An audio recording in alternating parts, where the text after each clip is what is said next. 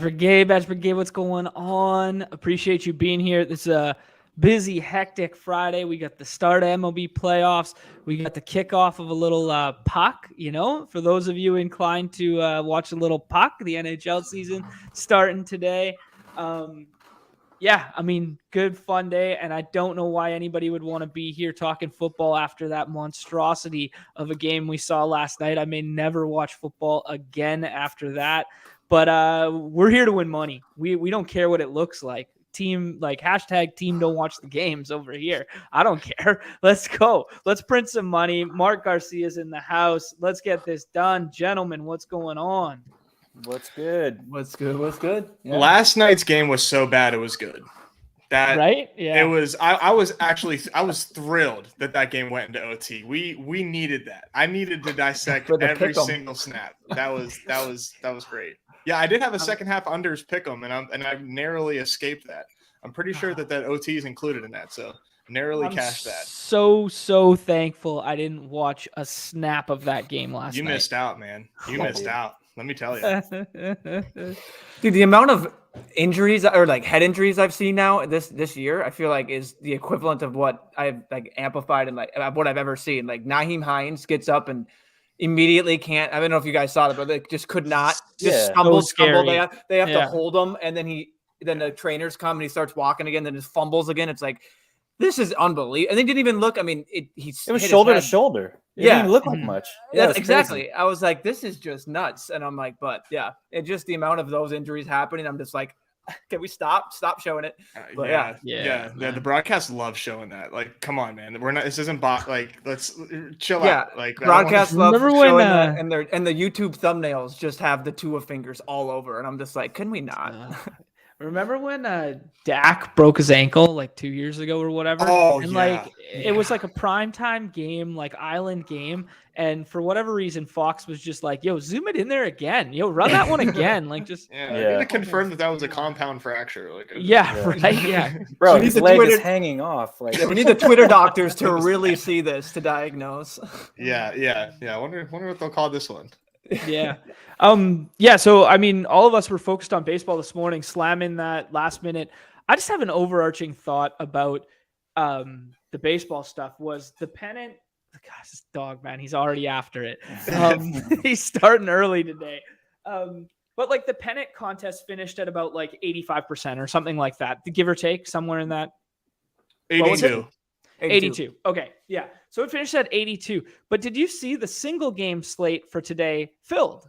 You know what I mean? And there's so much crossover between baseball fans between that. But I think what people are realizing, and this pushes greatly for us in the Battle Royale streets, is they want that immediate gratification. Like they want that payout at the end of the night. I want that sweat for the day. And I think we're slowly starting to see a little pivot in the best ball community where it's like, maybe these resurrections aren't as much what people want. Maybe people want, slate after slate. They want to play showdown. They want to play, and we're seeing this trend where we want DFS every day, but drafting, right? And I think this is the first season which I'm really seeing it. Do you guys see the same thing? Yeah, I think it also has to do with like just not tangling up your money. I mean, you already have so much in NFL baseball that goes into line with their like this. I mean, not that the postseason's done. I think maybe like a couple days into November. I don't know how long it's going. So it's like, but they're not even a long window. But they're thinking a month that I don't have this money where I could like, and it's only 15 something K to first. Like I have a shot to put in whatever here. I get that back. I can still keep playing. So it's like if I max enter, put a lot into that tournament, so that's why I think, to go in with the dailies, they just, these best in-season best balls, they're awesome, but we already tangled up so much and we've drafted for 6 months that it's like, I just want to just these quick little like we talked, these addicting drafts, 6 man, like boom, boom, boom, in, out. That's for me. And that's how I feel it. So I don't know about you guys. Mm-hmm. Yeah, I think that's pretty accurate for speaking for the field, really. Mm-hmm. Yeah, for sure. Okay, well, let's pivot over to the football stuff. I had one overarching thought after, yesterday was great. Picking the brains of, such sharp dudes in Leone and Cody there. It was invaluable for me, and I hope the viewers found it the same way. But I had one thought after we took Khalil Herbert. So we took Khalil Herbert in one of those drafts, or we contemplated taking him in one of those drafts. I can't remember what took place exactly, but I had this overarching thought where I don't think we want to speculate on injury on the wrong side. Okay. And by that, I mean, when we're speculating on injury for Amon-Ra St. Brown or Swift, it's either they're going to play and we have them in our lineup, or they're ruled out and we can swap them. The problem with Khalil Herbert is if David Montgomery decides to play, we kind of just burnt a roster spot. So I was kind of thinking I would rather take David Montgomery and then we can swap to Herbert. Does that make sense? Like this early in the week. On Sunday morning, it's irrelevant. But I'm just thinking about the draft process early in the week, that maybe we shouldn't be targeting these Jamal, these Herbert, this sort of type. What do you guys think about that? Yeah, early in the week, it's definitely like not ideal. Knowing that like as soon as like I saw the David Montgomery limited practice, like, oh shit, like okay, here we go. And like with the Amon-Ra, like wasn't like too much on the negative side if he does play. For me, I think that's not a game too many people are really targeting right now with the matchup against the Patriots as is. And DeAndre Swift, I'm not really concerned about him playing. I feel like did he practice yet? I feel like he's still. I think he's doubtful. He's he's a no-go. He's a DMP. Yeah. So that I can feel good about. But yeah, just given the fact that it is the Bears as well, like it's not like we're like clamoring to like, oh God, gotta have one of these pieces on Chicago. Yeah. Like, you know, it's definitely something that is better left with additional information. That's a pretty good point.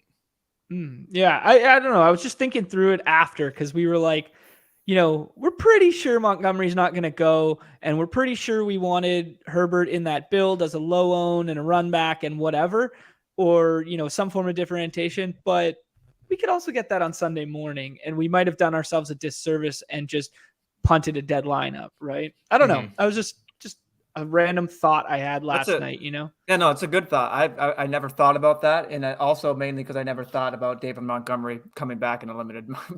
It was right. Yeah. So, but yeah, no, that's a great thought. And that's something definitely to consider. So I think from a theoretical aspect, it makes a lot of sense because you're not, you want to give yourself additional outs, I think is what you're talking about too, because like you can always play the late swap or the swap for a guy who's not playing, but you can't do it the other way around with the backup because he is going to be playing. So it's kind of from like, it'd be interesting to like work out like what the EV would actually look like there, but I think it'd be a significant amount where you're doing yourself a disservice there. Well, I also thought it in the context of last night's slate where we were trying to get leverage with that Thursday Sunday build early in the week by taking Jonathan Taylor. And now we just have a bunch of dead lineups. You know what I mean? So I was kind of taking that bit of knowledge and then a little bit of what we did with Leone and then thinking it through like, shit, did we just do that again to ourselves, but in the inverse? Like, you know what I mean? I don't know. Yeah. Just, you know, the shit that my brain goes through at 3 a.m. for no fucking reason, right? Yeah, this is why John he gets 2 hours of sleep at night. Yeah, if it was a different team situation, I think there's like the concept of like starter questionable, backup very attractive and serviceable.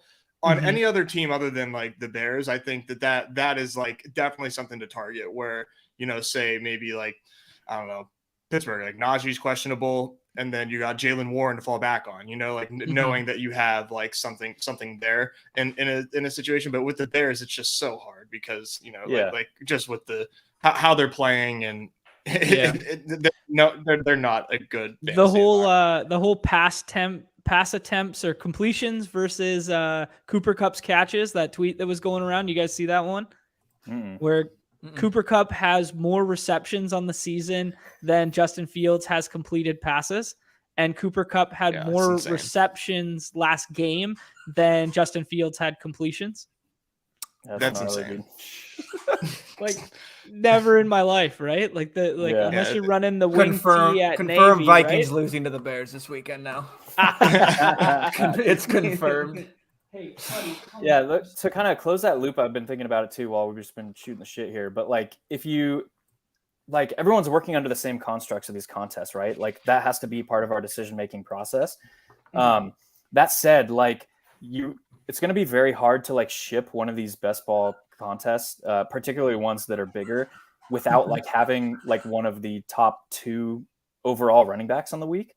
So like with Jonathan Taylor, it made a lot of sense because like he could theoretically put that slate, the Thursday, Sunday slate out of reach.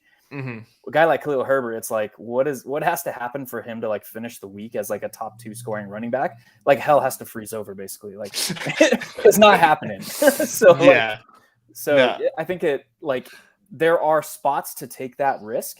And I think Herbert is probably not that spot, even disregarding like the swappability. And whereas like a guy like JT who can just like, especially a 2-game slate, just put it completely out of reach is probably a plus EV spot to take that stand. Yeah, I think that's a really good way of articulating it. Just the context of the slate size and the player portfolio plays like a big role into the decision making there. Yeah, that ties a nice bow on it, Mark. Yeah, that's sharp. Let's talk about this slate. Let's talk about this in particular here. The more I dive in, the more I realize there's just kind of like 3 outlying top of the chart offenses for me that are just like, okay, those teams don't even need to be pushed. They don't even need a run back and they can run up scores. And that's who we're going to be building around as the chalk. But then I think it's very interesting because I think we can build out a lot of game environments outside of that. So those first 3 that I'm speaking to would be Bills, Eagles, Bucks. Any disagreement there? No, they all have Vegas implied team total 26.75 or greater, with the Bills up at 30 and the Bucks up at 28. So yeah, we want teams that score touchdowns, and those are the ones that are expected to score touchdowns. Yeah. And there's 2 other offenses I just wanted to note that are going to be kind of like hot and top of mind right now. It would be the Lions, who are now going outside of the dome, going to play the Pats, and are conceivably still very banged up. It's kind of a very big test spot, I guess. And then the other one would be the Seahawks. This dog, he's emptied the whole bucket of toys. I love it. I haven't even seen a dog, dude. I feel like you're just like squeaking toys with your foot over there. Yeah, just like a real stress ball. Yeah. John's just trying to make it look like he's doing a lot over there. Like I'm playing with a dog and I'm keeping the train of thought going. Yeah. God. Yeah, I'm just squeezing it. It's so.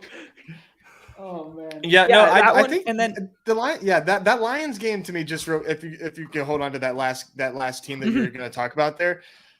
This is a game that I'm going back and forth on like a lot during this week because like on one hand, obviously like the Lions helped me win my goal line stand, but at the same time, that it doesn't seem like their defense is going to be able to like hold anyone back, and it's like, and they're really going to show like how much of a fantasy friendly team are they, where like they just get big points on defense and like they're not afraid to like, and they have a good enough offense to keep up like a slugfest. And the Pats is an awesome test here because they're in New England. Obviously, the Pats defense has been getting a lot of attention lately as far as them being potentially like a pretty good defense, and that like a lot of people smarter than me have been saying that like, hey, like the party's over for Detroit.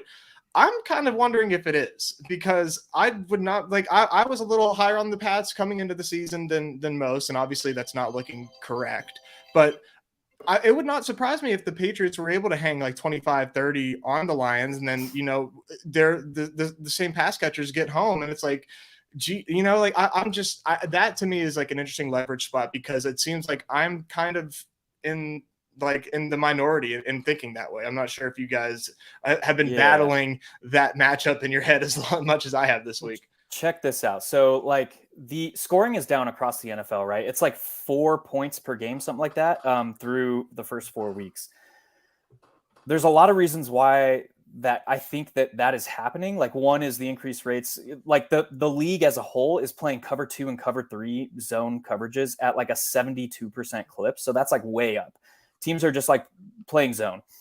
Who's not playing zone? The Patriots and the Lions. Those are the top 2 man coverage teams. So now we look at like what causes like a game environment to blow up. Well, it's like offensive skill position players that can make a lot happen with not a lot going on, like Tyreek Hill, Jalen Waddle. Like that's how that game blew up. Devin DuVernay returning the opening kickoff for 7 points. It's like, okay, this game can blow up because these players are dynamic AF. Well, it's like the other way that it can blow up is like teams are just able to push the ball on offense and their defense is absolutely heinous.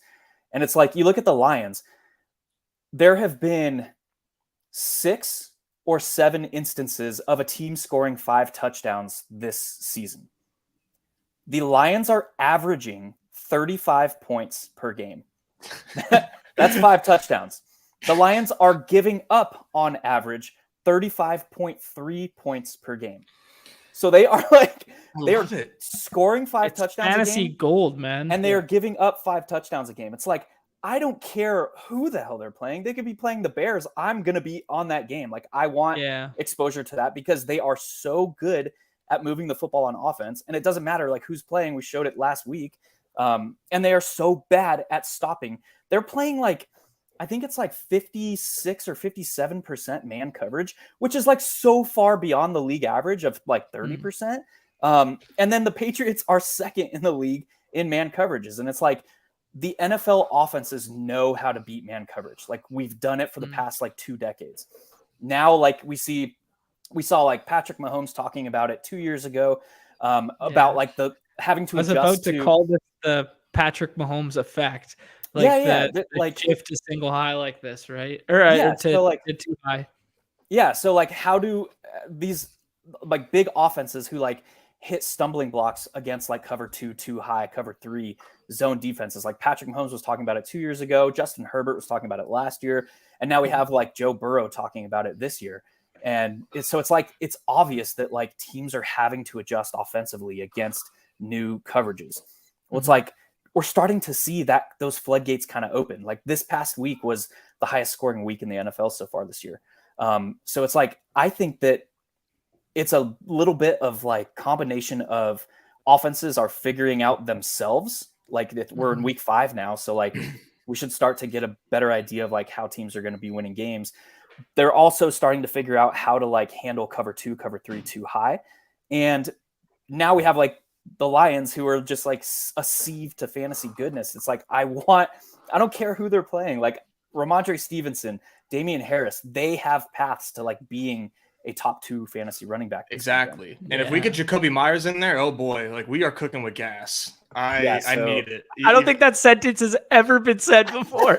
Y'all sleeping on Jacoby Myers. All we need is Jacoby Myers. Woo! And we're cooking an ice cube in a deep fryer, man. That's just gonna explode. Jonnu Smith, man, he might play this week. Go target him. No, just kidding. Don't do that. Don't do that. I wouldn't dare. But yeah, so like that was a long way of saying like, yeah, I like that game. Love it. That's like the ultimate test too. It's just the ultimate test because now they're not in the dome. This isn't like the Patriots are not an exciting offensive team. There's some leverage here because nobody, like Chad said in the comments, no one's really drafting the Patriots. And I mean, if you are, it's either Damian Harris or Ramondre right now. I mean, I couldn't. And it's usually I would suggest that it's usually a run back off Hawk too. Mm-hmm. You know, because Hawk's going drafted, let's call it 85% of the time, something like that. He's tight end 1 or 2 in ADP right now. So I think the people that are gravitating to that are gravitating that bit of correlation there. I think going a one-off Damian Harris makes a lot of sense this week. Yeah. In this, Ramondre, you have my stamp of endorsement there. Yeah. Hey, are you Ness, are you calling this? Yeah. Are you calling this the Josh Jacobs of this week? Oh shit! I guess I am, but it's either one. It's a cheat code. Take the double-headed monster. They can both get home. Naz is gonna have both on the same, and they're both gonna get there. And he's that would be sick. Both gonna get 11 carries for 72 yards and no scores. Don't tempt me in the 12 man. Oh, God. Don't tempt me. Yeah, and then it's all gonna be Jacoby Myers that he didn't play in that lineup. Oh, that's good. Yeah, dude. So okay. Oh, yeah. Go ahead, Mark. Sorry. TJ Hawkinson, his receiving grade against man coverage this year is like top 2 in the league. Amon-Ra St. Brown is like top 6 in the league of wide receivers. Josh Reynolds is actually top 16 in the league. It's like least DJ surprising Chark. News I've ever heard. Yeah, like DJ Chark, Khalif Raymond, Quintez Cephas, they suck against man. They can't separate. They are like these downfield threats that can't really do much. But like those top 3 guys, like Hawk, St. Brown, probably not going to play, and then Josh Reynolds are actually like serviceable against man. So that good a lot could happen there. Yeah, that's a good nugget right there. I like that.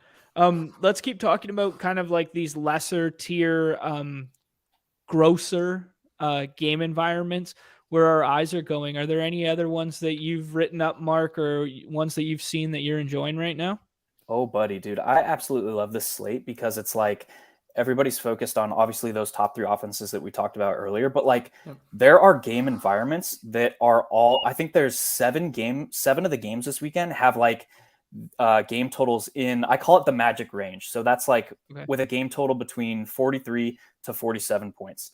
That's kind of the magic range historically where that's like Vegas's range of like, we don't fucking know what's going to happen here. Yeah. So like they put a game in that range and it's like, we just want half the money on each side because we don't really know what the fuck's going to happen here. So I call it the magic range, but like there's 7 games in that range this weekend. And typically when we see like these shocking, like Baltimore and Miami games, typically they're coming from that range of like 43.0 to 47.0 game total. So like we have the Chargers and Browns, they played to like a 69 game total last year. We've got good nugget. That's a good nugget. Yeah. The Seahawks and Saints. It's like everybody was clamoring to play Jamal Williams last week in DFS and drafting him high in best ball. And it's like, okay, we have Alvin Kamara coming back from an injury that is playing the same team and he's not going drafted and he's not going, nobody wants to play him in DFS. So that's a huge one. Hey, never say nobody. Never say nobody. yeah. Looking at the fan club here on the right side of the screen. Right. Yeah. And like Chris Olave is like leading the league in air yards and in everything. And Michael Thomas might not play again. It's like, okay. Yeah. And Jarvis Landry is freaking dust. So, actually, I got a question for you about that game specifically, Mark. Do you think it matters if it's Jameis or Dalton, or is there a preference there? Or is it kind of like how we're treating the Miami situation right now, where everyone's not really downgrading that offense because it's Tua, or because it's Teddy, you know? So actually, I think that Miami should not be downgraded as much compared to Jameis versus Dalton, because I think that Miami went out, they signed Teddy because they signed him to a 1-year deal. They brought him in specifically to back up Tua because they have very similar. I was trying to figure out what the hell that was. They have very similar skill sets. So like that offense, I don't expect to change much. Then I wrote up that game and I was looking at New Orleans and I was like, okay, Dalton is not like a prolific deep field passer. How does that affect how I think they're going to play? And then I was like, holy shit, Jameis Winston is 3rd in the league in average intended air yards at like 11.1, something like that. Andy Dalton is Jameis from the Bucks that we love, baby. Yeah, but then I was like, Andy Dalton in his start last week is like 11.3, like higher than Jameis. So it's like they are not changing anything, which was like, that's awesome. That is something that shocked me when I was writing up that game. But it's like Dalton is heaving, dude. He's just chucking. Yeah, the red rifle, baby. You gotta unleash it when you got it. You gotta show it off when you have it, right? It's one of the simplest rules of life. If you got it, show it off, right? Vikings tried so hard to lose that game, but that was an environment for like a nice environment for the Saints to have to continue to chuck the ball. So that's interesting because I am a little worried about the Saints defense. Like, I like Seattle. I like what they've been doing. They've been a fun team all year. I do kind of worry that this Saints D is like a for real team that can just really turn an environment into something that sucks. But I'm with you that it's kind of like on the Saints, I guess, to kind of turn this into a back and forth game. Can they I don't think the Saints would crush the Seahawks if the Saints got up big on the Seahawks D. Like I think that that the Seahawks would be able to make it a game, but if that offense doesn't do anything, then yeah, I think we could be in for like something gross. But that is a pretty interesting spot. I'm curious, Mark, what you think about this Tampa Bay and Falcons game. I know it's a game that is kind of being highlighted. You know, like the Tampa Bay side is obviously being steamed pretty heavily in the streets with Pitts out. And the Falcons kind of never having to be in super negative game script where they need to like pass a ton. What do you think about Drake London this week? I really like Drake London, and I've run some like DFS dummy builds with like Tampa Bay overstacks with Drake London bring back. It's kind of goes back to like this idea that teams just don't run on Tampa Bay. Like they've been like the top of the league in pass attempts against for the past 3 years. Including this season. And it's just like teams know that like their defensive line is just, and their linebackers, you just can't run on them. So teams just choose to pass. That's going to be interesting because Atlanta has like one of the lowest pass rate over expectation values this season, where they are like and they got one of the highest rush rate DVOAs. Yeah, exactly. But then it's also like, not only is Pitts out, but Cordell Patterson's out. So like, are they going to feel comfortable running Tyler Algier, like a rookie running 5th round running back? Caleb Huntley. Yeah, against like all 290 pounds of Caleb Huntley. Yeah, so I would think that Atlanta, we're going to see a different game plan from Atlanta, and that's just conjecture at this point. Okay. So I like the rookie there, but it takes a little gusto and some oomph to click that button, I think, which is good. I'm a bit of a Drake London stan, so I'm kind of enjoying the fact that like I think that people don't want anything to do with him or the Falcons. I mean, he's the only Falcon that I have interest in, really. But yeah, it just stinks. Like this is the one game that like the Falcons are going to be forced to throw the ball a ton, most likely, and we have no Kyle Pitts. Like it's just a freaking course. Well, check this out. Yeah. Drake London, even though Atlanta is not throwing the ball a ton, Drake London's target share is 34.4% this year, which is second in the league. The dude is commanding, and that's like part of the reason why Kyle Pitts is like not showing up really on the box scores. Is like he's not being schemed away from like primary or secondary corner coverage. So like you look at like even Mark Andrews is like being covered by like safeties and linebackers primarily, not corners. You look at Kyle Pitts, it's like he's being covered by corners like 65% of the time, which is like that's nuts. He doesn't get the mismatch of like being on a linebacker or a safety. Like that era's gone. Yeah, you just put 5 DBs on the field when you know they have an athletic tight end like that, and you can chip off the line too.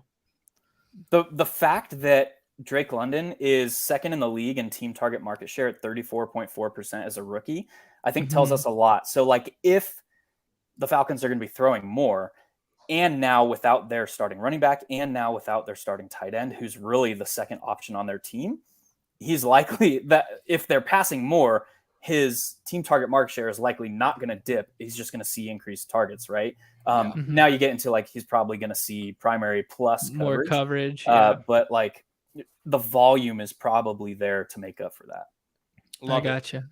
Yo, without looking, Mark probably already knows the answer because he was already looking at this chart. If he knows that Drake London is second, who is 1, 3, 4, and 5? Just throw out some names. In what category? Target share. Mark Andrews. Mark Andrews is 6th. Oh, I'm not looking at that chart. He's number 1 within tight end. Cup's got to be like number Cup's 1. 1. Right? Cup's 1. Is Amari Cooper up there or no? Amari Cooper is he's not up there. He's a little bit further down. He's like 15-ish range. Wait, I think like Tyreek Hill and Jalen Waller are both in there, or they're both in the top 10. Tyreek is right behind Andrews, and Waddle is 5 or 6 spots below. Yeah, okay. Both in the top 20. Tyreek in the top 10. Give us 3, 4, 5. 3, 4, 5 hold on. You got one more guess. Devontae Adams. Devontae Adams is number 5. That's a great guess. And then your boy, CeeDee Lamb. CeeDee Lamb. There we go. Yeah. I don't know. Cup, is that 5? Cup, London, CeeDee Lamb, AJ Brown, Devontae Adams, Mark Andrews, Tyreek Hill, Deontay Johnson. Yeah. Gross. Don't do it. Yeah. Yeah. I was leading. It was Where's like this JJ on that? Is he not up there? right behind him. Right behind him. He was literally right behind Deontay. I had to go look that cut up. him off. I just cut him off so you didn't get excited. Yeah, we don't need it. Yeah, don't bring up the Vikings on this podcast. Yeah, well, when Nez was talking about how they almost gave that game away last week, I was like, yo, I saw your face, and I was like, yo, I got a new nickname for Noomy. He's looking a little fumey right now. You know, I can see the fumes, little fumey Noomy when we love when Noomy gets fumey. I do want to say, just to go along with what I was reading off the edge, like, I mean, the Vikings offense is in a gross game. Like, I get that. Like, that's the game where I would just strictly do no run back. But to see, this was interesting to see the Vikings basically, like, the way we use tempo, where the Vikings play fast in all situations. We're third in total pace, above average when winning 13. And then when we're lightning quick in third games, it says first in pace when the score is within 6 points. So, like, just to assume that the Bears won't be close. I mean, we always like to keep it interesting. So that's an interesting thing for the offense. And then that just makes me even more in on Cook. Like, I know it's like, and then another thing in here basically was when the only time we had a balanced run game is when we basically had control of the game, and that was the Packers game. This sets up for basically us to get out in control of the game, and that can set us in a more balanced script. Otherwise, yeah, we do look to pass way more. So, but this if there's a matchup that Cook can eat in, this is it, especially in a defense that ranks 24 in DVOA and in run. So I love that shout, especially given his current ADP. You know what I mean? Like, it's bringing a narrative to a play that we already know or thought was a decent play, and it's adding like contextual evidence that, like, oh yeah, shit, yeah, this ADP needs to go up there, and we can eat some value there for sure. Yeah, this is all shout out to the edge. All that information is right there. So I will say, shout out to. I'm reading Mark's information here. yeah. But no, that immediately it gives you it's like a confirmation bias. Like, okay, no, I really do like this. You know what I mean? And when you're digging into it, so yeah, that's the one thing I'll plug for my Vikes. Any other game environments you want to hit on, or do we want to move on to everyone's favorite part of the week? I got one. I got one more. Okay. Mark, what did you say? Did you have one? The Dolphins and Jets. Yeah. Was that the same you were going to say, Nez? No, I was going to actually say Titans and Commanders. Ooh. I tried it last week and it didn't work out with against the Cowboys, where I was like, I'm not sure, like, maybe like Cowboys get up big and then they have to push, but that pass rush is for real. The Cowboys are not necessarily a super fun team to go against, but now the Commanders are going against the Titans, and I kind of like what's going on with Tennessee because Henry is available in the first round, like no matter what. So if you really want to commit to like, okay, I want to just go heavy on this game because not a lot of people are going to be stacking this game in the Battle Royale streets, get yourself Henry. And then just because now we're looking at Logan Thomas on the injury report, Jahan Dotson is out. That target tree is super concentrated in Washington. Tucker knows. Tucker's like, let me give this boy some props. So I think you can get Terry and Curtis Samuel if you want to get like really crazy. If you think that this game, like if you think like Derrick Henry just like runs wild and then Washington has to play catch up, I wouldn't be surprised if there's a lot of volume there. There is some like murkiness now that Brian Robinson is back in the backfield. So like there's not really too much to project there, but I just think that passing game is interesting against the Titans, who don't have much by the way of pass defense.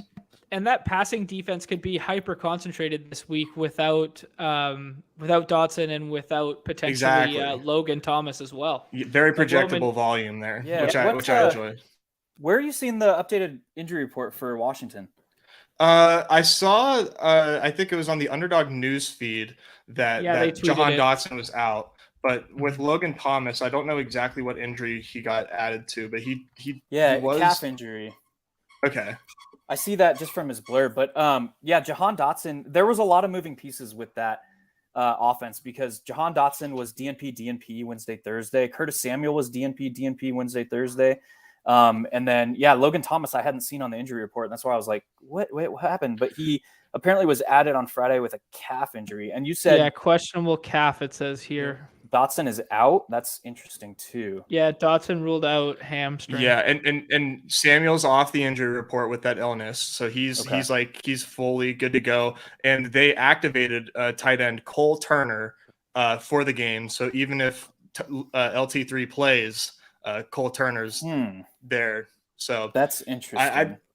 I'm a big fan of just like looking at those guys and maybe cycling in a couple different like chalky plays with those guys, just because I think the floor is pretty safe there. I don't think that they will kill your team.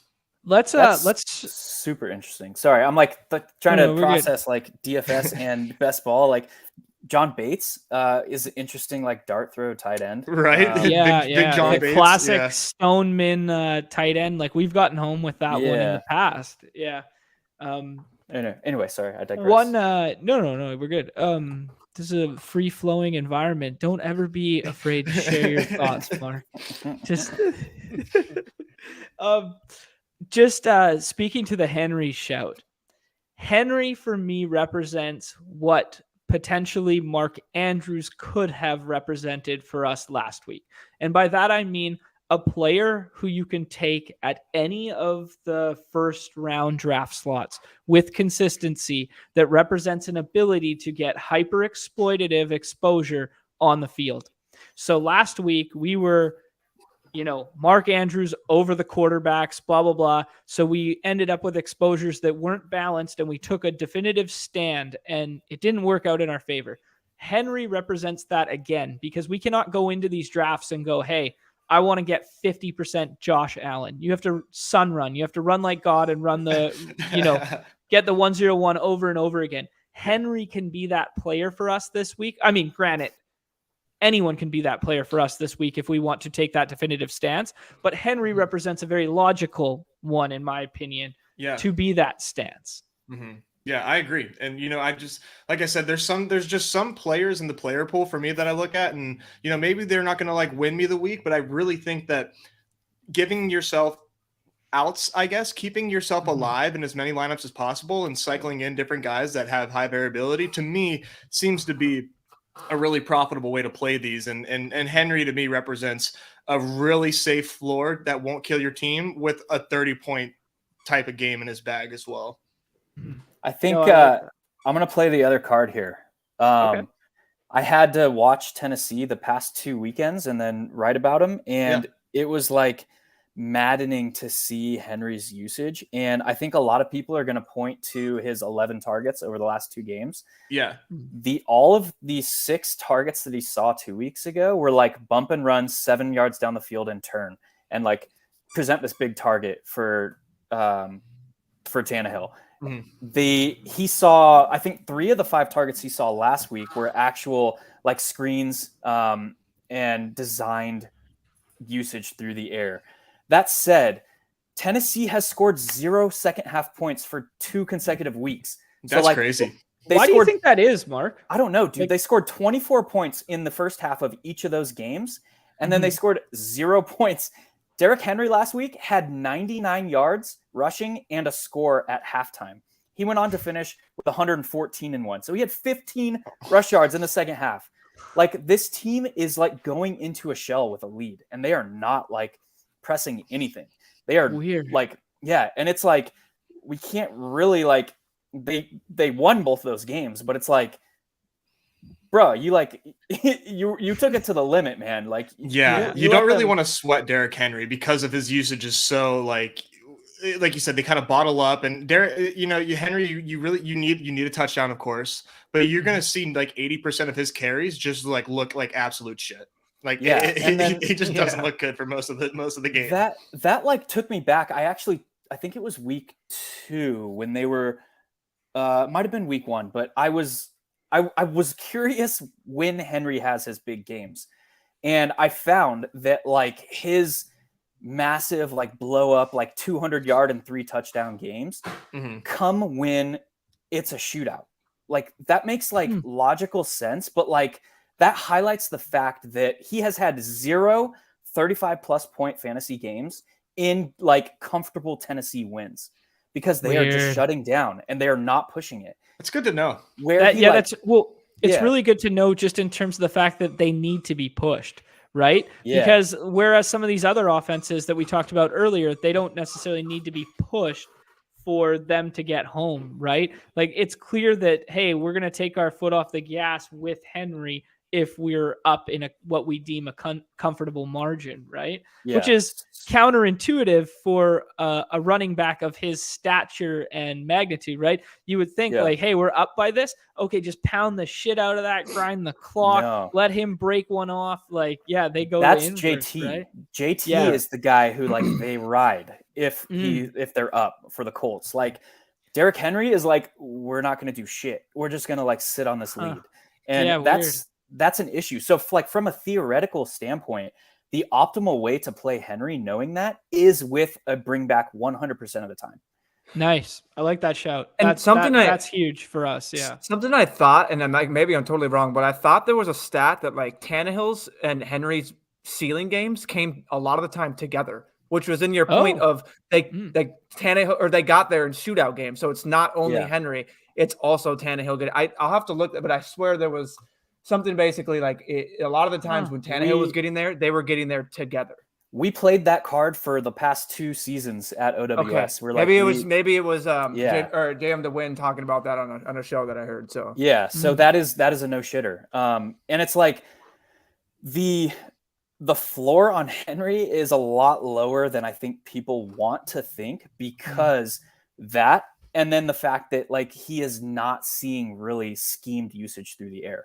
It's like these low upside. If he's running 7 yards down the field on a bump and run and turning his back, like presenting this big target, the yards after the catch upside of that is 0. He's going to get tackled. It's a curl route. Yeah. It's a curl route. He's literally like going and like turning, like, I'm here, throw me the football. It's like, okay. Like an NFL blitz, like N64 character. Yeah. He's not James. Yeah, exactly. That is a great reference. Yeah. He's not James White where he can like do that and like catch the ball and pivot on his right and then explode to the left and like beat a linebacker. He's like, catch the ball, get tackled. When he's running like full steam and he gets like, that's why he lines up like 5 yards behind his quarterback. Yeah. Because like when he gets like full speed, he needs to get top speed. Yeah. He's really freaking hard to tackle. But if like you're tackling him with his back to you, like that's he's not gonna evade you if you like out of a route like that. So there's a lot going on with Henry. I think like, yes, he can put the slate out of reach, but I would 100% like you have to play him with like a Terry McLaurin or a Curtis Samuel or a Logan Thomas if he plays, because like the correlation is, I don't know, like coding and R squared, but like it's probably very, very high, like correlated between Derrick Henry going off and a correlated bring back.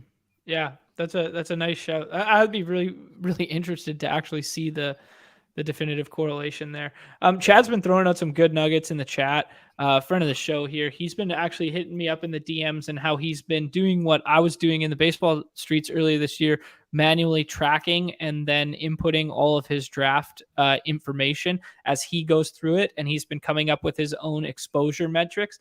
So granted, very small sample size out of like a 50,000 person pool, he can max only have exposure to 150 drafts. So, only like 1,000 teams or whatever.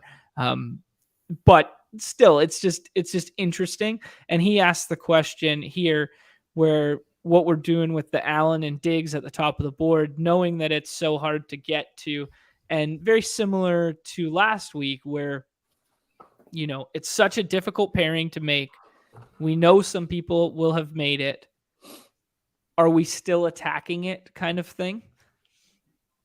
I'm not personally. I'll give you my answer. In DFS, I think that pairing is completely overplayed. You look at the last 2 seasons and it's like at Diggs' salary or at Diggs' ADP in best ball, like he's had 2 games over 2+ seasons in Buffalo that like you had to have. And that's just because that offense is so spread. It's like he has 2 games over 35+ fantasy points. And if you think like that's kind of what you need out of a correlated pairing with your quarterback, is like you need like a slate to be put out of reach. And I think it's just because Josh Allen is so much of that offense. It's like he's the running back, he's the goal line back. He's like he can do it. He can spread the ball. He's not going to force something like a lower skilled quarterback in the NFL is like they're going to target their lead wide receiver. Like look at Cooper Rush and CeeDee Lamb. Like there's a reason that just CeeDee locks Lamb, on. Yeah, there's a reason that CeeDee Lamb's game logs are so much better with Cooper Rush at quarterback compared to Dak, because it's like, I know that guy can beat the guy that he's playing. I'm just going to feed him the ball. Like, it doesn't matter. Like Dak Prescott or a good NFL quarterback is going to go through his progressions. He's going to find the open man. It's the same thing with like Josh Allen and Stephon Diggs. It's like Diggs is so good, but it's like, if he is not my first read, or if he is not winning in the first 5 yards, I have all these other options. Like Isaiah McKenzie is going to be open. Gabe Davis is going to be open. Even Dawson Knox, like Khalif Shakir. Yeah, this week maybe. But like my stacking partner, if I'm stacking the Bills this week, is Isaiah McKenzie. Okay. And Jamison Crowder is out with a broken ankle. So it's like, and McKenzie has that big Q tag because of his concussion. So it's like he practiced, but non-contact. So encouraging. So you draft Crowder, or you draft McKenzie. If McKenzie can't go, you can flex to Khalil Shakir, because those are the guys who are going to see their role grow the most this week. It's not going to be Stephon Diggs, who is playing like 73% of the offensive snaps. Like Gabe Davis is playing all of them because his role demands that out of that offense, but he's been hobbled by the ankle. So that's why we haven't seen the game logs. So if he's playing all the snaps, but he's hobbled, and if Stephon Diggs is playing only like 73% of the offensive snaps, now we have like a guy in McKenzie who has played average like 51% of the snaps. Without Crowder, that is likely to grow. And without Dawson Knox. Yeah, so that is the guy Knox out? I think it's Knox is out, Jeez. Yeah, so if I'm tight end's getting thin in a minute, I'm going McKenzie there. He's a way better word than Oh yeah, you betcha. I'm Oh, don't you know? Oh yeah. Oh, don't you know, eh? You guys sound like fucking Minnesotans. Like, you don't sound anything like me. It's the same. It is. It's pretty close. John, on their behalf, I'm sorry. Oh my God. Oops, sorry there. Oh man. Interesting note, just because Chad brought that up, and then Chad did his first 37 drafts. He noted that Josh Allen was stacked with a teammate only 33% of the time in those drafts, and he had a run back off of only 26% of the time, whereas Hurts had a stack 77 and a run back 82. Granted, it's a really small sample, but it's just interesting to see how the field gravitates to comfortability, I guess, in terms of I can run Allen naked because I know he spreads it around, and Hurts, I'm not so sure yet, but then they have 3 players with ADPs inside of the top 30, whereas the Bills do not, right? So it's just, I don't know. It was just to contextualize the point. It's I think we're going to see a lot of naked Allen this week, because of ADPs and because of how hard it is to get Diggs with him, and because Dawson Knox is out now, that maybe a little point of leverage for us off of these Allen early is now to go exactly where you're saying, McKenzie or Shakir or something like this, where the field, I mean, very small sample, put something in the jar for small sample size. But Yeah, like look at, like, we just looked over the team target market share, and like Stephon Diggs is at 25.8%. That's 23rd in the league. That's not elite. Like elite's like we were talking about like earlier, like 30+%. And another interesting piece is like Gabe Davis is off the injury report for the first time since injuring his ankle. So we know that he's playing most, if not all, of the offensive snaps. So, like, if he's healthy finally, like, that's a guy who can score 4 Here's a touchdowns. guy. That's a guy who can do it. So that's an interesting piece, too. Yeah. No, I'm about it.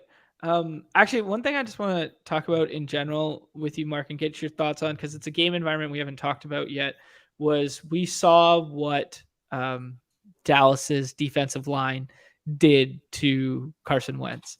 Mm-hmm. We've seen how pedestrian Matthew Stafford is currently looking. I don't know. What are we thinking in that Dallas one? Because I'm looking over here at ETR's Battle Royale ranks, peek behind the curtain, and they have Tyler Higbee now as tight end 1 on this slate. Whoa. That means tight end 1, Higbee, tight end, or WR 1, Cup. I'm not so sure Stafford stays upright long enough to support both those plays getting home. That being said, I don't know. What do you think in that game environment? Being said, I have no fucking clue. That. Yeah. The Cowboys are second in the league in pressure rate behind only the 49ers at 32.7%. That checks out. And it's like, yeah. And they're only blitzing. Hold on, let me go back to that. They're blitzing. Shit, I lost it now. They're blitzing 26.8%. So they're creating organic pressure, and that makes a lot of sense. They lead the league, or they're second in the league in quarterback knockdowns, sack rate, pressure rate, all these metrics. And it's like, if the Rams are not blocking, and we know like Stafford has like leads the league in like red zone interception rate, he has all these like metrics that are kind of bad for him under pressure. There is chance for that game to turn pretty ugly pretty quick. What happens in ugly Rams games? It's like Cooper Kupp. Like that's what happens in ugly Rams games. Yeah. So he's always the answer. Yeah. I got a real hot take right now that I just need to throw in here right now. Uh-oh. Spit it. Matthew Stafford is just a little bit older Jameis Winston. Shades of it. I will say play with pace, air it out a little bit, just gunslinger bullshit.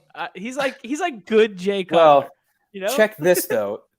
The numbers say that Matthew Stafford is very good against pressure, and the reason for that is Cooper. There we go. So he is. I thought it was Tyler Higbee. It's Cooper Kupp. I thought it was Allen Robinson. It's Allen Robinson. Yeah, the guy who can't separate.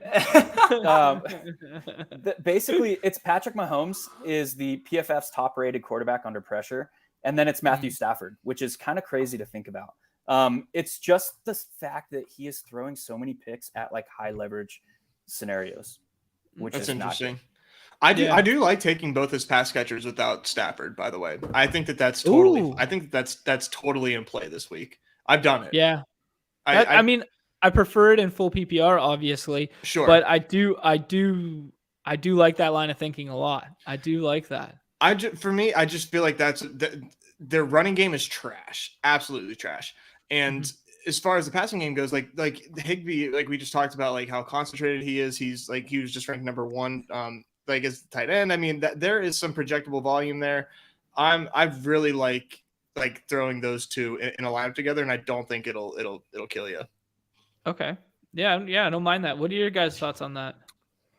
I like it just for the fact that I don't think someone will click it. So I'm on the board. Like every lineup, I'm just gonna be like, I'm gonna just not go out of my way, but I'm gonna make sure I have something that just makes me a little uncomfortable and just I don't think people are going to click that. And not try and find like just ultra weird things, you guys know, but it's just the just like that, the JJ and Dalvin Cook doing the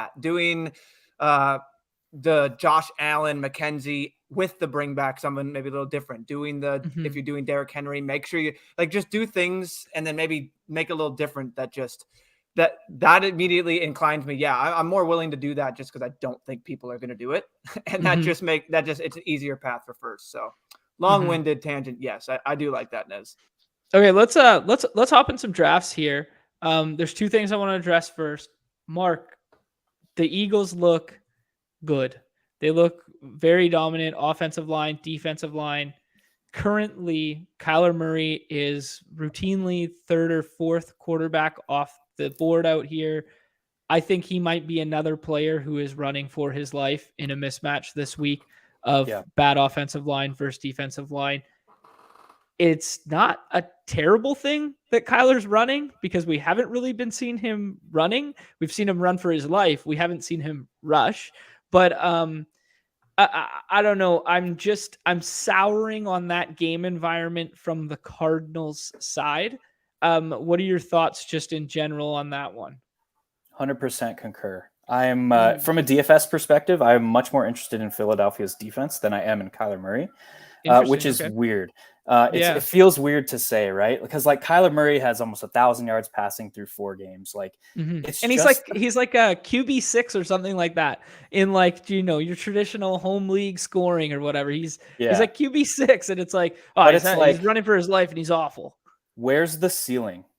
It's not there this year because like you mentioned, he's not executing designed runs. And 2, like he had 5 rush attempts, 2 rush attempts, and then 12. But on that 12, he scrambled for 26 yards. So it's like he's not seeing designed run. It's like he's running for his life. And this is dating back to last season when he had that shoulder injury.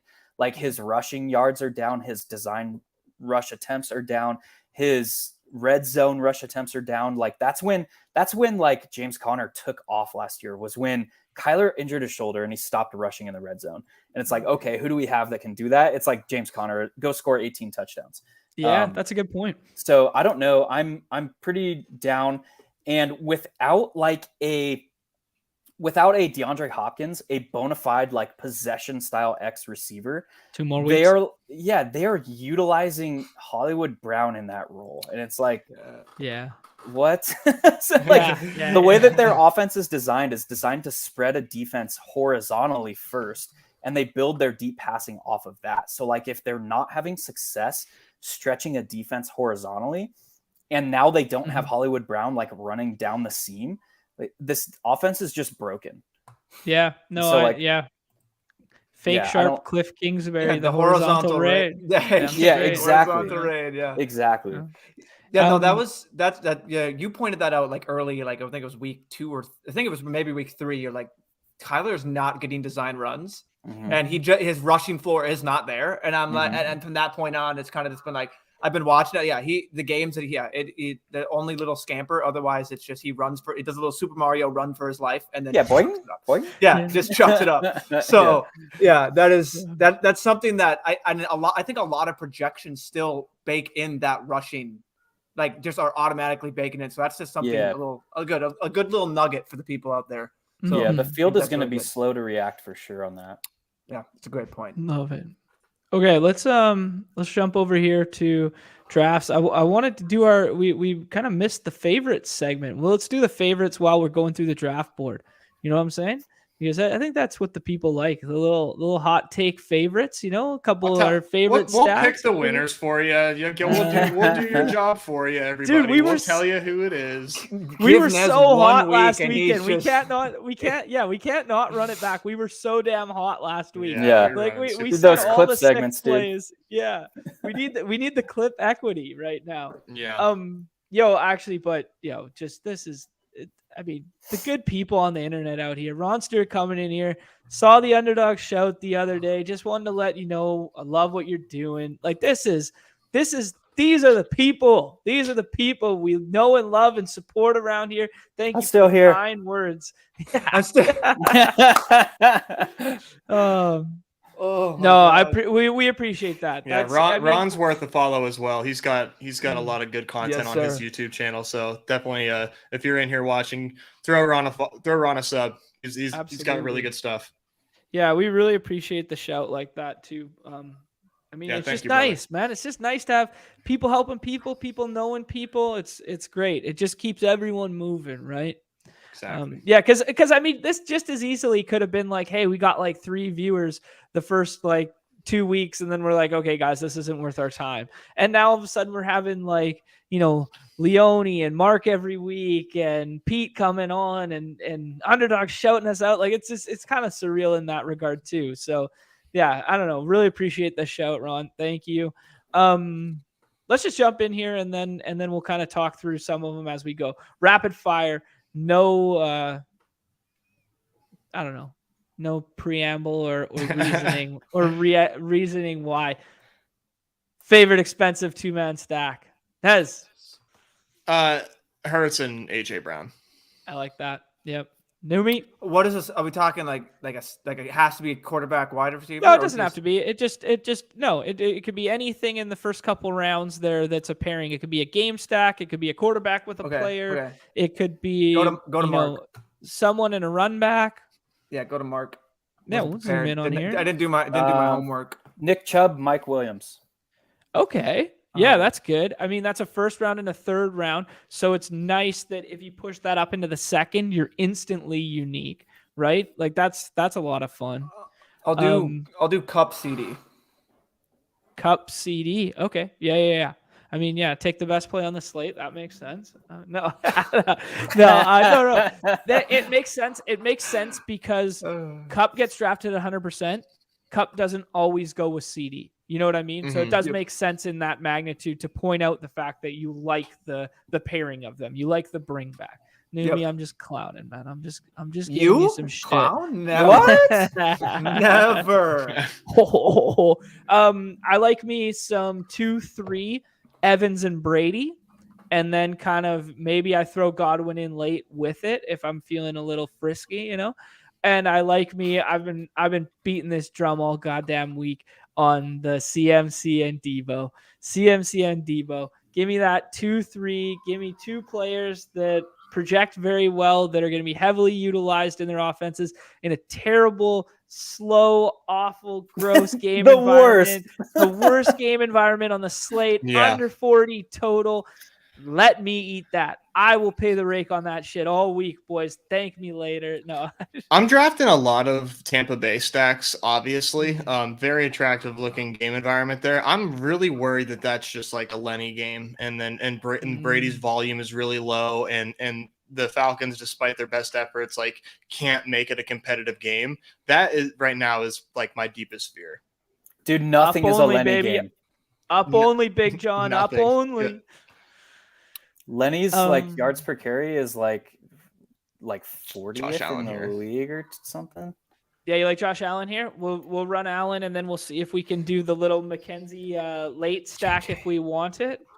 Yep. Get your JJ propaganda out of here, Mr. T-Wolves. Are the T-Wolves going to be good this year? They're going to be fun. Dude, we put JJ in the chat like 40 times. Oh, dude, check this. I thought Mark was like, yo, trying to tell me like, yo, man, my kid has an emergency. I got to leave right now. Like, you know, and you're just writing JJ 50 fucking times in the private chat.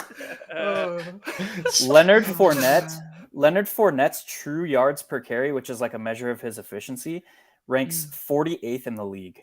Like what? Wow. Yeah, it's gross. Yeah, that's dude. That's not it. Yeah, yards per touch. All right, let's do yards per touch. 38th in the league. Guys, I don't want to say it. I don't want to say it. Okay, then don't. Yeah, say it. Yeah, I don't know. If you don't want it'll never happen. It'll never happen. 0. Yeah. Sorry. Yeah, he's spoken into existence. Yeah, your words are powerful, Mark. Something I found funny. You said earlier, like when I'm feeling frisky, I like to do this. Like when aren't you feeling frisky? That's a great point. Is there a moment you're not? Like okay, should we who do you guys scratch a like new here? here with Dalvin, or do we want to? We got some alpha wideouts here. Mark, what do you like? Yeah, I like a wide receiver. Probably Hill or Brown. I was gonna say either one of those. Okay. What's the Hill thing? Didn't he he tweaked his quad or something like that? What McDaniel said? Beat up his child again. Oh, that's John. Oh, hey, sure. Ty scum. Where is our moral compass? Where is our moral compass? Let everybody know, just in case because it has to be said, we're against all that stuff. Hill. Yeah. Ty beat Hill. Jeez, John. Anyways, the reason is I think I like Dalvin there, but I think he'll fall. That's exactly my that was just like a uniqueness type of angle. Just like force yourself to take him early, and then then getting different textures. But some of these wideouts it's hard to stomach like watching all these guys go without you taking. Ooh, get the raid. I forgot, Pete. I forgot. I was wondering why our view count was a little bit lower, and it's all the hardos are watching We can't go head to head. We should have been on there with them. Oh, Dalvin. They got Dink too, so. Oh yeah, Yeah, I'd rather. yeah. Yeah, that's a good get. Yeah, watch He's- John get frisky or Dink talk strat. Let's get real here. What do we think here? Dude, Brockman is just listening to us. What a rip. I Whatever. I kind of like this. No. Wasn't he Mark's just gonna telling leave you the all the stream, reasons? man. Yeah, wasn't he just telling you all the reasons why he wasn't liking Letty? And you're like, hold up. Guys, have you ever heard a little thing called bit equity? No, what is that? Never. Where we completely never. disrespect our guests who take time out of their days to come on our show, give us some good analysis. Nobody said and shit. We were on the clock for 29 seconds, and I clicked on Fat Lenny instead. I'm just saying, we just completely disrespected Mark, but it's still a fear of mine that game isn't the volume isn't there for Brady. Like I'm really hoping as of my first 18 drafts. He's gonna just show Gazelle what she's missing.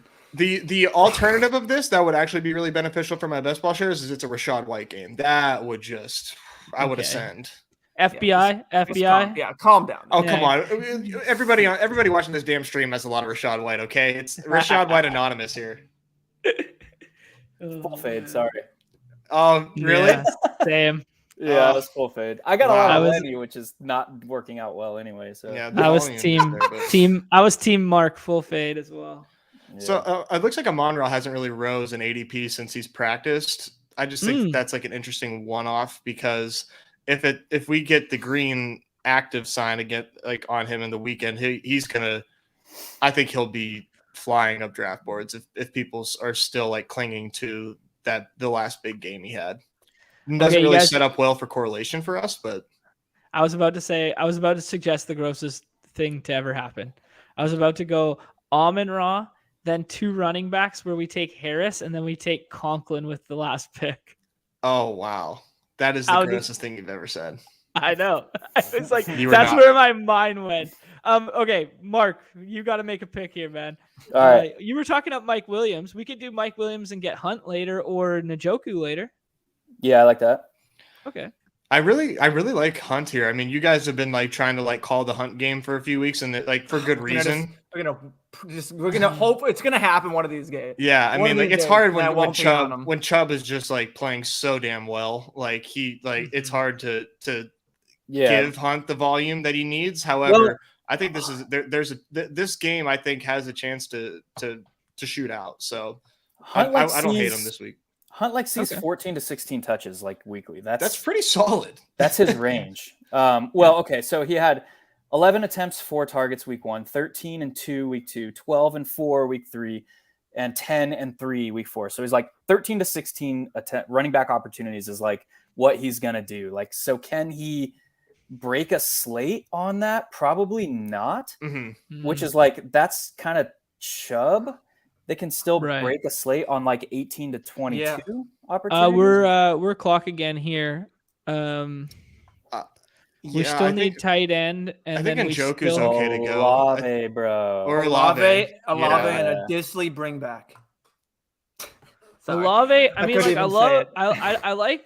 I like Olave in a vacuum. I don't think I like him in this build, but this just got pretty ugly. This is as a like 6-leg parlay build. Yeah, it's This a is 6-leg your- parlay where we weren't paying enough attention, and now we look like dopes on stream. You have Freiermuth still available if you want to throw in some correlation on the Put Steelers your side. Steelers hat in the corner of the room, Bro. and just leave it there for a bit. They're gonna have the volume's gonna be there. There's Yeah, no you're way. right. You're There's right. no way that I mean it is interesting that the Steelers, I believe it was last year, Mhm. kind of they beat Buffalo, kept them in check. I mean, like, yeah, it's a whole different season, but man, I don't know, man. Something about these Steelers, man. It's giving shades of let's go ahead and like bring some more misery to Numi here. You remember when Josh Allen was a 14-point underdog against the Vikings, and they came out and won that game outright? That's the kind of vibes I'm getting That's from the Kenny Pickett vibes here. you got. Let's talk about the construction here real quick. Sure. So like Mhm. obviously correlation and stacking like helps reduce the number of things that have to go right in order for your roster to win, and it helps you capture bulk points. On a 6-person roster, the need for that is lessened. 100%. I agree. Compared to like a 9-slot DFS roster. So like I think it's totally fine to mix in like these outlier, like I'm just trying to catch 6 different guys going right in this format. Who do you guys like? Njoku. Yeah, we want to introduce some correlation. I thought you said Conklin there. I was like, dude, just do this for me. Go Kittle for me, just for me. Just do it. There we go. Get him up there. Yeah. God, I was so happy someone with half a fucking brain answered my question right there. God, boys, you can't believe you're gonna let me go Njoku. Man, we got a 6-leg parlay out here. Yeah. That's the reason is like if you are going with a non-correlated lineup, or like I'm gonna have to go after I speak on this. Okay. So I'm gonna have to leave you guys. But like okay. If you're going with a non-correlated lineup like that, you want the individual players that have like the highest 95% outcome ceiling, right? So like that's Kittle is in there, like Tyreek is in there. We've kind of fucked it with Fat Lenny. Good job, John. No, just kidding. But like we had Josh Allen, right? We had Tyreek Hill. We had Olave, who leads the league in air yards. So like those are the guys that you want to be targeting on builds like that, where it's like I don't care about floor right now, because typically we're looking to capture a little bit of floor in our correlated pairings, our stacks. Well, we got all the floor in the Lenny pick. We got a 0. Yeah, all floor. So, I mean, nothing. We got all but floor. Baby. Don't worry. The floor, because I don't think floor. Lenny has had 2 feet off of the floor at the same time. I like it. I love it. Well, if you got to jump, but thanks for coming on and answering all of our questions and providing more insight than we ever could. Yeah. The man. Good luck this weekend, Mark. Thanks, brother. We'll see you guys. Peace. See ya. Yeah, I like Cup here. I don't know. Yeah, have you ever heard of this guy? He catches 20 balls a week. I was not. Numi said his AirPods die. He can't hear anything. We need we need the closed captions for Numi here. But I agree with what. Well, it sounds like he heard me. So I agree with what Mark was saying. That was a team like minus Lenny, like full of ceiling, and I would argue that like having Lenny on that team like kind of helps. I actually kind of like it. Yeah. Because especially at the running back position, I think Lenny's probably like a 12-point floor this week. I feel like pretty confident in him like getting you double digits, and then if with the rest of those players, like we need some ceiling there, and we definitely called some good shots there. So I don't hate it. You guys ever heard of getting unique and at the 101 with a guy named Justin Jefferson? Goodness. Oh my gosh. Enough with this propaganda. Unreal. I'm not falling for it When Justin anymore. Jefferson drops a 30 bomb this week and he's the guy you need, you'll thank me later. Yeah, it's true. I mean, range outcomes. I'm running a hard boycott still. I need one more week and then I'm back.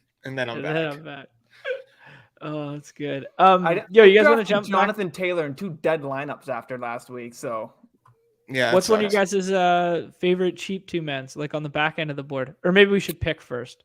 Should we pick first? For me, I already talked about it, but right now, like I'm very into that the Washington stacking. Okay. I thought you were gonna go your Pat's way. No, that's what I can't. I do like that game stack. I do like that a lot. But I think when like with the quarterback is very concentrated in these draft rooms. It seems like there's really not a whole lot of variation going on. So I think Wentz offers you an opportunity to get way different. Yeah, I don't mind that at all. Yeah. What about you, man? Oh, you guys know. I'll keep beating that Kareem Hunt drum. From now until forever. And you got your boy Kamara like still sitting down here. I Kamara would be my pick. Yeah. No, Kamara would be my pick. Keep beating the Kamara drum forever. Yeah. No, but I really like the game environment this week. I don't care which of those 2 quarterbacks play. I'd prefer Dalton to play with Kamara. Him practicing in full, them letting Latavius go, him having a 36 ADP. Maybe he's not the same player as he once was, or maybe they're just playing inside, and they ball out again, and he somehow finds his way to 6 catches. And you have one of the guys on the Seattle end push the pace a little bit. I don't know. Oh my gosh, this guy, man. Smacking the mic. Yo, give us your takes. Tucker takes right Good here. thing for Tucker Seattle, takes, baby. per the edge. Oh, we're on the clock. Oh, yes. Guys. Scroll up. 100-pound dog on my lap. Well, we could get crazy and just take like Kamara right here and shift the ADP landscape. I've seen it twice now. You guys like this? Kamara going high? Yeah. I've seen Kamara go in the 3rd twice now. Not by me, too. Like by others. And then, Numi, you want to throw you a bone here? That'll happen. Sure. I'll take it. Why not? Well, I really like it. Let's give it to him. The good thing I actually think he's probably one of the best running back plays on the slate. He might be my 3rd favorite running back right now. Yeah. I will say for your Seattle thing, so they rank 1st in yards per drive on offense. Okay. And they also rank 3rd in drive success on offense and last in drive success allowed on defense. So like, it's just their offense is getting the job done through the 4 weeks. So it's just he's like, I had to double and triple check, but it's true. The Seahawks ranked 1st in yards per drive and 3rd in drive success, while ranking dead last in yards allowed per drive, and drive success and defense. So, and I think the way, like, if we give Nez's point that the Saints defense might be for real, I think there's a very good chance that Saints defense is actually like really good. Or not really good, but better than they showed last week versus Vikings. And their defensive front's good. They get Lattimore back this week. Lattimore plays kind of like Island versus DK style. And now all of a sudden it becomes a Tyler Lockett. Last week. Wasn't he suspended? No. He got cooked. Shit. He got cooked by Jefferson over and over again. Oh, okay. New narrative. Now he's mad. He's upset because Jefferson beat him last week, and now he's got to take on the alpha and DK. The detour down there. He only gets up for Mike Evans. Yeah. Yeah. I'm not getting beat 2 weeks in a row.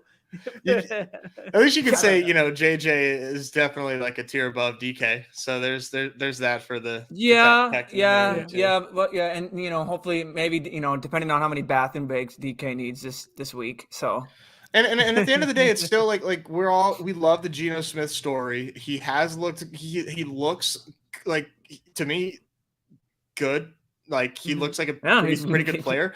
And I think I just have to I keep trying to humble myself and keep taking myself back. Like at the end of the day, it's still Geno Smith. Like he's he's only started handful of games in these last two years. There is a chance that Seattle makes him look really bad. That's right. Something that I don't want to get too far into how fun Geno Smith has been that I don't consider that this. They're letting Geno really cook. Bad. They are, and I love it. And I absolutely love it. Yeah, he's cooking up a nice 5-star meal while Russ is over there. What do you guys think about a little Kyler bring back here and then going with a tight end later? Or do you want to avoid that entirely and get completely weird?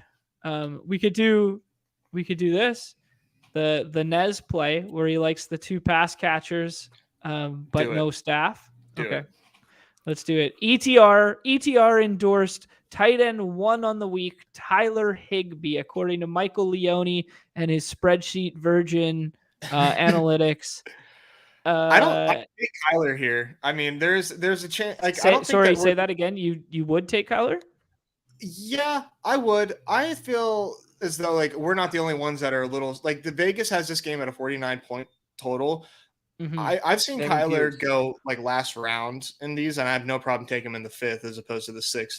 We probably won't get him on the way back. Yeah, I think other people are scared of Kyler as well. I think other people are starting to come around. So there's a chance that we kind of get Kyler as a little post hype. People are down on him, and then Kyler does his thing where he's like, "Hey, I'm Kyler freaking Murray, and it doesn't matter who I'm playing. I can score fantasy points." Yeah, that's a good point. All I have to do is one of those spread sets at the goal line twice this week, and he does the little pump fake, finds his way into the end zone, spin zone. That's all we need. He does the little spin in the leap and finds his way into the end zone, and everybody's like, "Oh my God, he's amazing again!" And they stop posting the meme of him being really, really small, and everybody's just like, "Yeah, he's really good again," right? And then the internet changes their mind. Mario without his mushroom, he just yeah. just hopping around. Exactly. There's a chance we get Marquise Brown here if I don't totally jinx us. And this guy needs wide gone, receiver. So that would suck. Yeah. Wow. I don't know, man. I think we kind of have to. I think that kind of forced our hand. I think we're a little bit unique in this build just because we have Cup and Higbee already. You know what I mean? Dude, definitely. So I don't mind eating a little bit of chalk like that. And I don't think it's pretty. Like, I think the fact that you could go Kyler, Marquise, and then have AJ Brown will be pretty chalky. I don't think it's going to be overly chalky to have it with Cup, like, from the other side of the board. Yeah. Oh, apparently we're going on autopilot. Yeah, no, I'm with you. I think we gave ourselves a pretty unique texture there. Mm-hmm. You guys got time for one more, or you guys want to call it right there? You can convince me to stay for one more. Twist this man's rubber arm, eh? Oh, man. I kind of like the hour 30 mark. So we're gonna trump the what we've been told about the magic number for streams. Like an hour 30 seems to be good. Let's do it. All right, let's do it. Okay, one more. Numi's AirPods will definitely be dead by this time. He's charging. He might not even be able to hear us right now. No, he can't. That's funny. That's funny. Yeah, so I just want to bring this up for a clip or just to like make sure that everybody sees this before he retracts it. Clay, but my name is Andrew. If you need to know the first name, or you can name your kid Nez, doesn't matter. But I just want to let you know that I will contribute to the baby registry. Nez Sutton, let's go. Make sure you shoot me the DM for that BBY gift registry. I got you. BBY. Bed Bath Beyond or bye baby. I got to learn all these for when it's my turn in a year. Yeah, Mike bringing up an interesting point here. Can we be confident in any Rams player not named Cup? Yeah, I mean, this is kind of what we talked through a little bit with Mark there, but the one name I would say is Tyler Higbee, because Tyler Higbee is kind of filling that void of what we thought Hendo would be doing on third downs. And Higbee's finding his way to 10 targets over and over again in neutral or trailing game scripts. So am I confident in it? No. Are some of the projection models? Yes. Am I as smart as the projection models? No. I don't know. Just thinking through it, I don't think I'm touching Hendo. I'm not touching Akers. You can't this week. I don't know how. I mean, if you maybe that's like the play, because I'm telling you that like you cannot do that. Yeah, but go ahead, be my guest. They have no running game whatsoever. Okay, even in a Cooper Cup like led offense, he's still getting a 25.5. What are you talking about, Jalen? Are you watching the stream? We're gonna do it. If you don't address me, we're okay. You want me to take Hurts? Oh my! Now is this a reverse bit? It's a reverse bit from Numi. Now he's played the reverse bit. No, put him on top. What are you doing? Put him on top. Stop it. Put him on top. Yeah, put him on top. Thank you. Oh man, he was actually sweat a little bit. It's like, stop! Look, I'm just kidding. Oh man, that is funny, man. There we go. We finally get JJ. Now it's like, how do you build the JJ lineups? And we did a little bit of uniqueness with Dalvin, but JJ to me really feels like someone that you just kind of want to play on his own and then center a game stack around him. I can't really bring myself to throw like Mooney on a team with him. No, I don't want anything on the Chicago side. Okay. Yeah, I respect that for sure. We almost had your boy Henry there, which would have been a fun start with the break the slate wide receiver and running back combo there. It's weird that I don't view this next tier of these four running backs as like big slate breakers, in my opinion. No, not to me. Let's do this. ETR's second favorite wide receiver of the week for what it's worth. It gross game environment and whatnot, but Debo's just, I'm not sure there's a better player on planet Earth with the ball in his hands than Debo Samuel. Yeah, he's such a joy to watch play. To watch grown men that are paid to tackle players for a living try to tackle Debo and do it unsuccessfully is just the funniest thing. He's a grown ass man. To every bit of the word, man. I really want to wait on running back on this build if we don't mind. I think there's a lot of plays late that we should be considering. And I have a 2-man that could be fun to build out. Let me hear some names. Let me hear some names. Clay's not going to snipe us. He's a good guy. So either 1, Amon-Ra, or 2, Josh Reynolds, one of the 2, and then with a running back. From the Patriots. From the Pat sides. Yeah, we just heard Mark talk about man coverage. We just heard they do that. And if you even want to get really weird, which we can't because we have 2 wide receivers, I like the Jacoby Myers call too if he comes. So I think that's something we should use as nuggets. So we don't have to do that now. Well, obviously we can. Let's override all you guys and. We can still. What do you guys want? What do you guys want? What do you guys want? No, you can still do that with CMC. Draft CMC. Nez, what was your plan? I really like the Pats running backs, and I like Breece Hall again. I think we finally saw the usage fill me a pick here. Or we can do a Commanders too. If you like the Pats running backs, we're gonna do this here. Yep. How about that? Wouldn't you say it would be more common though with 100%? But we had 2 seconds on the clock, and I just clicked a name near there. I don't think the Pats running backs are going to be taken all that often. Period. So agree. The combination is popular, but in terms of the field itself, you're not going to have to worry. And that's what I was. Yeah, no, it won't be. Yeah, the Pats running back. It was just from John's. I think John pointed out that if most of the time he's seen it, or they would be clicked with Hawkinson because of. But yeah, no, that's totally fine. We can still get plenty off the board. Which running back are you thinking, Nezzy? Ramondre or Damien? You can really take you hear this dog? I'm watching him. Is Tucker good to line up? Is he available? That guy looks like he could run through a line. Okay. Oh shit! It's our turn. Yeah. What do we want to do? Oh boy. Yeah, we kind of put ourselves in a weird spot with quarterback now. I have the craziest idea of doing naked Herbert. Okay. Naked Herbert? Dude, isn't that kind of strange that he's still here? Not really. I've seen him kind of fall. He was Ron's in this draft as well. Earlier in drafts, he was around that area. It was like a 5-6 click. We just ruined Clay's team. Clay is going yo, I got Mike Will here. These guys aren't going to go. These streamers can't freaking talk and figure it out at the same time. No. Well, now we might have to divert. Don't do me like that. Exactly. Right? We did it, dude. We just lost his loyal follower right there. He's gone. Yeah. Oh, damn it, man. Thoughts on no. We can get this. We can get this. We can get this all back if this comes back, though. Then it's all worthwhile. Well, yeah, that'd be hold up. I have a legitimate thought. We already. Well, can you scroll down for a second? So we have tight end, right? Yep. Who's to say we don't do what the biggest debate is, getting unique, but with a tight end with our stack? I get double tight end, but we could go Gerald Everett. Oh, I get what you're saying. And then just do a running back. I'm just saying that is an option. I'm just trying to throw it out. I'd rather thinking out loud here. Yeah. I think I'd prefer to do Keenan Allen and then just get it swapped later.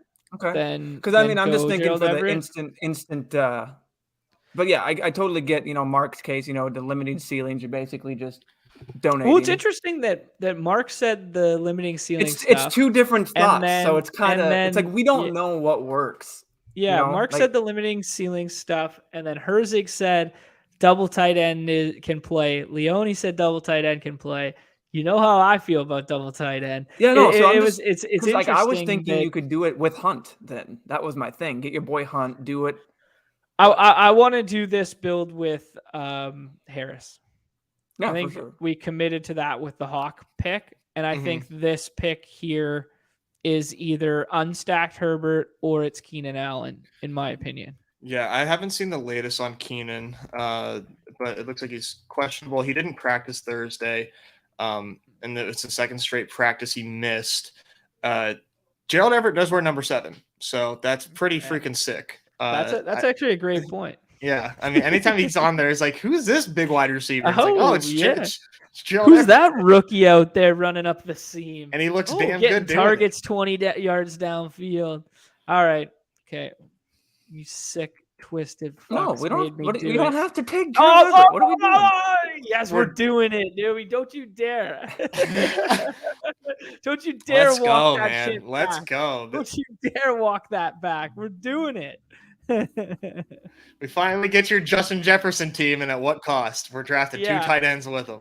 You're the one that came out here and said, "Hey, we're gonna have to get." Sorry, we're gonna have. This thing is just pointing down on me. You're gonna have to get different. Oh, we're gonna have to find out how we're gonna get different. So I throw out this, and John's just like, actually, you threw out the thing I love, but I don't love it this time. I love it when the players are good. Clay, man. Clay's gonna be thinking. Gerald Everett, Clay's gonna be thinking about this draft all week.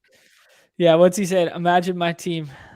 Oh, Eckler, Herbert, Mike Dub. Oh, man. Yeah. You know what? File that one under. I love that 16.5% target share. Clay, just file that one under. You hate to see it, but I'm so sorry. Thoughts when you're drafting prayers. with like the Gary Payton of Underdog Battle Royales and John, like the glove himself, playing just like DPOY. John just threw away $200 just to ruin Freezer stacks in a freaking. Look at that! Look at that game log. Harris is about to eat. Dude, Harris is like one of those guys where. You know what? The parallels between Harris and Josh Jacobs and like Najee Harris, one could these say Alabama it's a grinders. Yeah, like these Alabama grinder types where they just like, oh man, they're just built to work and they come out here. I mean, maybe Brian Robinson's the next iteration of that too, where it's kind of like they play more years in college, then they come out and it's just like, just give them the damn ball. Right. Mm-hmm. Derrick Henry played like all his years in college, comes out, give him the damn ball. Like, you know what I mean? Like these guys, like there's something to be said for being in that pro style offense for so long, I don't know. Yeah, no, Harris, they obviously like Harris a lot. And he is still like their go-to guy for the ground. And yeah, man, he's got 3 ends. They basically split series. Mm-hmm. So I wouldn't say he's their go-to guy on the ground because they literally rotate series. And they're very even on like they're basically like 50-50 on that. I gotta find my way. Onto Discord, boys. I got Discord for me as one server, and it's one server with the 3 of us. It's not even a server. Yeah, it's a DM group. Yeah. Otherwise, John's like, wait, what is this place in here? How do I? John has that, and then when he clicks the little spike week thing, it just goes right into MLB, so he doesn't. That's all it has. That's all he needs. Oh, I love it. All right, gentlemen, another fun stream. One that kind of got off the rails on us a little bit. I think we're a little loopy right now. A little frisky Friday, a little loopy right now. All that BSing about. We're in the MLB mind, you know what I mean? We just freaking grinded the MLB this morning early, like. Yeah, I'm fired up. Yeah, I'm just fired up in general. Just great weekend for sports going on. I got a great feeling about the slates this week. I'm just okay. We gotta talk about the 10K winner calling his shot again. Heard it here first out here. Yeah, the next thumbnail is gonna be Nez. Yeah, Nez just out here kissing the Ravens, pointing. 50K. Oh, Nez, I love it. Calling your shot. I love it, man. I respect it. But next week we gotta talk a little puck. I mean, just like maybe sneak one cheeky draft in there for the fellas, just because. I mean, I gotta school you guys some puck, because first things first, it's not called hockey, it's not called NHL, it's called puck through and through. It's called puck. Taking notes over here. Yeah, taking notes, and then I get talk you guys through what sauce is, what the celly is, the Bar Mexico, dude. Mexico. Baby? I know enough. I don't know. Yeah. Where's the 9 hole? Like I got the 9 hole. Is that a thing? Oh man, yeah. No. For what it's worth, NHL correlates to, most similar to baseball because of how you build lineups. So there we go. I've won a couple. I've won a couple. That's how I got into all this. Was my first win was FanDuel after hours NHL slate. So sick. That's how we got all into this. All right, boys. A story for another day. Good. Best of luck to everyone this weekend. We have had some preliminary talks about potentially mixing in a weekend stream here or there, maybe in the live before lock style fashion, maybe with a very, very special friend of the show now who's been on the show before. We're just throwing out feelers, throwing out ideas. Appreciate everyone who took a little bit of time out of their day to hang with us today. And best of luck to everyone this weekend. Let's get after it. Everybody's favorite time of the show. The end. Go M's.